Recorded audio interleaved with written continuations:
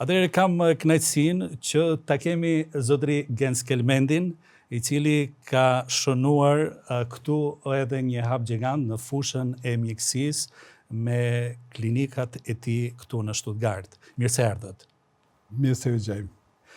Si ju duket fillimisht kjo iniciativë e televizionit TVR, por edhe në bashkëpunim me televizionin 21, që çdo muaj të sjellim nga 10 përfaqësues të botës së biznesit si përmarrës të suksesshëm? Unë besoj që është një iniciativë shumë inteligjente, e cila do të sjellë shumë informacione qoftë për shqiptarë në diasporë, por sidomos edhe për shqiptarë domthonë në vizet tona në Shqipëri, dhe shpresojmë që nga kjo do të zerohet rrethi, domthonë komunikimi mes njerëzve, komunikimi mes sipërmarrësve, biznesmenëve të gjitha profileve, kështu që të krijojmë një rrjet ashtu quajtur të inteligjencës, domthonë dimensione ndryshme, prej inteligjencës teknologjisë informative deri te inteligjenca tjera juridike, ekonomike tjera, kështu që do të jetë ndoshta një gur I rëndësishëm që keni me vendosur në këtë moment. E veçanta e fushë veprimtarisë suaj për dallim nga shumë klinikat të tjera shqiptare që kanë vizituar në botë, kam parë që ju aty keni edhe një aneks dhe gjithmonë aty është dikush, jo dikush, po janë disa. Janë edhe përfaqësues të biznesit që I kam takuar gjatë vizitave që ju kam bërë juve atje.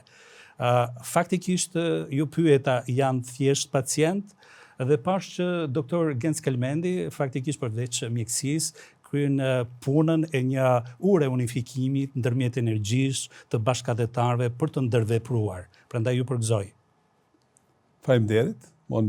Qëllimi është që dy klinikat që janë në Stuttgart dhe në afërsitë të aeroportit shërbejnë si pikë takim për njerëz ndryshëm dhe gjithashtu jemi duke ndërtuar një qendër spitalore e cila I afron shumë njerëz profile ndryshme prej këshilltarëve financiar, pastaj arkitektëve, inxhinierëve tjera, kështu që është një mix shumë interesant I cili besoj që do të prodhojë diçka në të ardhmen edhe më të madhe.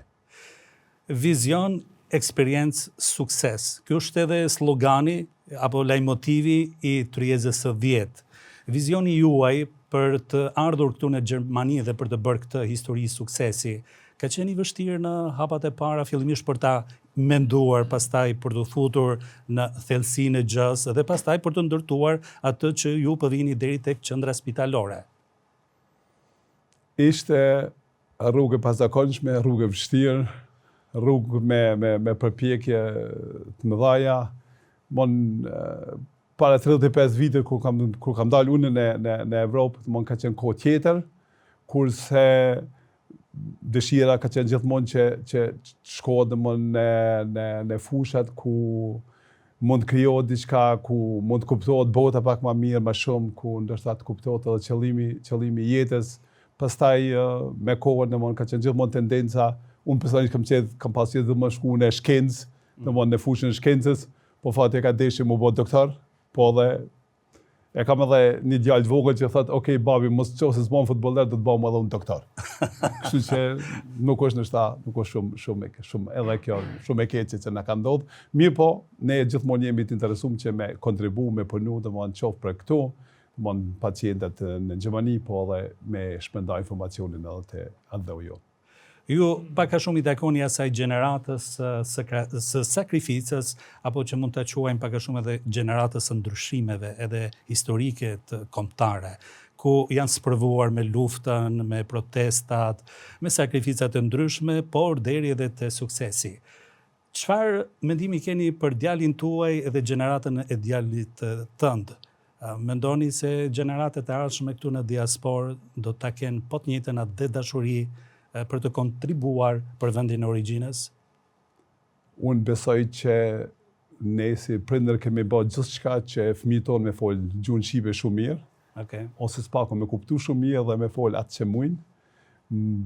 Unë isha javën e kaluar në Amerikë në një takim I cili është takim vjetor I lëvizjes evangeliste dhe lëvizjes qifute izraelite, dhe që futë 2600 vjetë ju kanë thonë fëmijëve, bile kanë pas edhe atë natë në tribunë fëmijë, ku i kanë thonë, në 2000 vjet i kanë thonë se ne do të takohemi në Jerusalem. Edhe ne shqiptarët besoj që fëmijët tonë do të edukojmë kështu që ne do të takohemi gjithë Shqipëni. Atëherë me këtë mesazh do e përmbyll prezantimin e Gens Kelmendi, Eduard Rokitje. Faleminderit. Faleminderit.